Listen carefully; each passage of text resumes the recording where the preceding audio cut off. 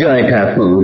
শ্রী শ্রী রামকৃষ্ণ পুঁথি চতুর্থ খণ্ডের অন্তর্গত অতুল, কালীপদ প্রভৃতি ভক্তগণের সম্মেলন অধ্যায় থেকে আজ আমরা 12তম দিন পাঠ করব। পর্ব 443, পৃষ্ঠা সংখ্যা 482 এর শেষ অর্ধেক থেকে 483 এর কিছু অংশ পর্যন্ত। এর আগের দিনের পাঠে আমরা দেখেছি রামদত্তের বাড়ির অনুষ্ঠান যখন চলছে, ঠাকুর যাওয়ার জন্য যে অনুষ্ঠান হচ্ছিল, সেই অনুষ্ঠান চলাকালীন সেখানে এক কালো পুরুষ দর্শনা এক বারাঙ্গনা হাজির হয়েছিলেন। তিনি এত মনোমুগ্ধকর, এত আবেগ দিয়ে শ্যামা সঙ্গীত শুনিয়েছিলেন যে ঠাকুর একদম মুগ্ধ হয়ে গিয়েছিলেন, সমাধিতে চলে গিয়েছিলেন। ঘোর সমাধিতে মগ্ন হয়ে তারপর ধীরে ধীরে যখন ভাবস্থ হয়েছেন, তখন সেই কাল পাগলিনী, পুথিকার তাকে বলেছেন, আমরা পুঁথিতে তাকে কাল পাগলিনী বলবো, সেই কাল পাগলিনীকে কৃপা করেছেন, আশীর্বাদ দিয়ে তাকে ধন্য করেছেন। তারপর তিনি বাড়ি ফিরে গেছেন শুধু দেহটি নিয়ে, মন প্রাণ শরীর কিন্তু ঠাকুরের কাছে মন প্রাণ অর্পণ করে দিয়েছেন ঠাকুরের পায়ে। আর কেননা তার ভক্তি এবং বিশ্বাস ছিল অগাধ। ঠাকুর বারবার এই দুটি কথাই বলেছেন এবং সকলকে উপদেশ দিয়েছেন। তাই পুথিকার শেষে, এই কালকের পাঠের শেষে বলেছেন, বিশেষিয়া সবিশেষ শোনো তুমি মন, ভক্তির ভান্ডার এই রামকৃষ্ণায়ন। ভক্তি বিশ্বাসের তত্ত্বে বড় তুষ্ট রায়, এ দুয়ের উপদেশ কথায় কথায়। ঠাকুর এই ভক্তি ও বিশ্বাসের কথা উপদেশ দিয়েছেন কথায় কথায়। পরের অংশ আজ পাঠ করছি। একদিন ভক্তগণে কহেন গোসাই, বিশ্বাস ভক্তির মতো হেন কিছু নাই। কাহিনী বাখান করি কোন ভগবান, ত্যাগী সন্ন্যাসী এক সাধুর আখ্যান। সাধু বর অবিরত ধামে ধামে ঘোরে, এইবার উপনীত পুরীর ভিতরে। তাহায় দেখিয়া মোর হইল কেমন, মনে মনে হয় সঙ্গে করি আলাপন। বৈঠক করিয়া সাধু বসে বট তলে, একমাত্র পুঁথি তার সম্পত্তি বগলে। কি পুঁথি জিজ্ঞাসা আমি করিনু যখন, পুলকিত চিতে সাধু কহে রামায়ণ। দৈবে একদিন সাধু স্থানান্তরে যায়, গোপনে রাখিয়া পুঁথি বৈঠক যেথায়। সময় পাইয়া আমি করি নিরীক্ষণ, বাহির করিয়া পুঁথি বসনে গোপন। যতই উল্টাই পাতা পুঁথি বরাবর, সব সাদা, নাই মোটে কালিরও অক্ষর। একটি পাতার মধ্যে পড়ে গেল দেখা, এক ঠাঁই একমাত্র রাম নাম লেখা। কাহিনী সমাপ্ত করি কোন প্রভুরায়, মহাভক্ত সাধু বর ধন্য মানিতায়।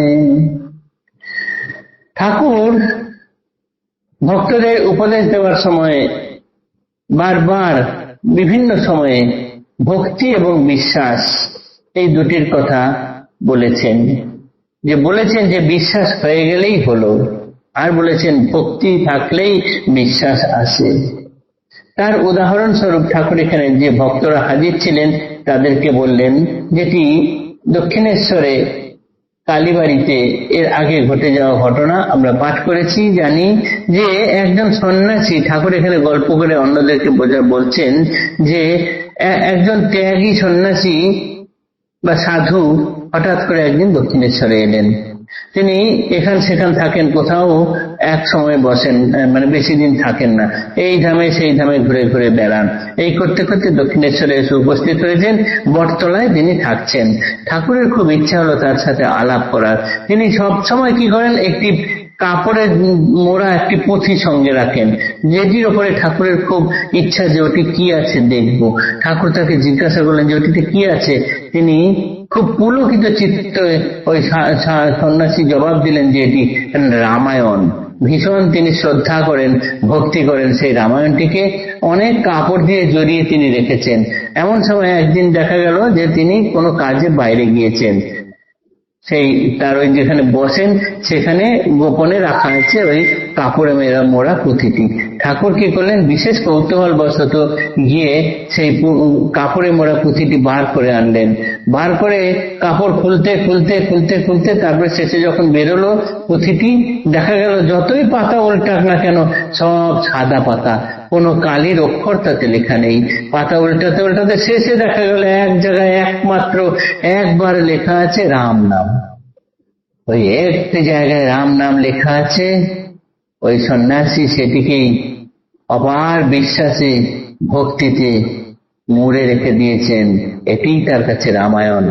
এই যে অগাধ ভক্তি, অগাধ বিশ্বাস, সেটি তাকে মোক্ষের দুয়ারে নিয়ে যাবে। তাই এই গল্প শেষ করে ঠাকুর বলছেন যে কাহিনী সমাপ্ত করি কোন প্রভু রায়, মহাভক্ত সাধুবর ধন্য মানিতায়। তিনি সাধারণ ভক্ত নন, তিনি মহাভক্ত। কেন? তার বিশ্বাস এবং ভক্তি অগাধ ঈশ্বরের উপরে। তিনি যে সঙ্গে যেটি নিয়ে বেড়াচ্ছেন, তিনি বিশ্বাস করেন যে এটি সম্পূর্ণ শক্তি দেবে তাকে। তিনি এটিকে সম্পূর্ণ ভক্তি করেন।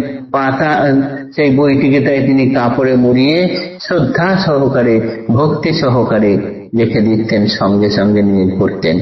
আসলে তার ভেতরে কোথাও কিচ্ছু নেই, এক জায়গায় শুধু একটি জায়গায় নাম লেখা রয়েছে রাম। এতই বিশ্বাস। তাই ঠাকুর বলছেন বিশ্বাস এবং ভক্তি, এর মতো আর কিছুই নেই। আজকের পাঠ এতটুকুই থাকলো। আগামী দিনে এর পরের অংশ আবার পড়ব। ঠাকুর গল্পচ্ছলে কি কি বলছেন সেটি দেখব। আজকে প্রথম ঘটনা হলো, এরপর দিন দ্বিতীয় ঘটনা, ইত্যাদি সব দেখতে থাকবো। জয় ঠাকুর, নমস্কার।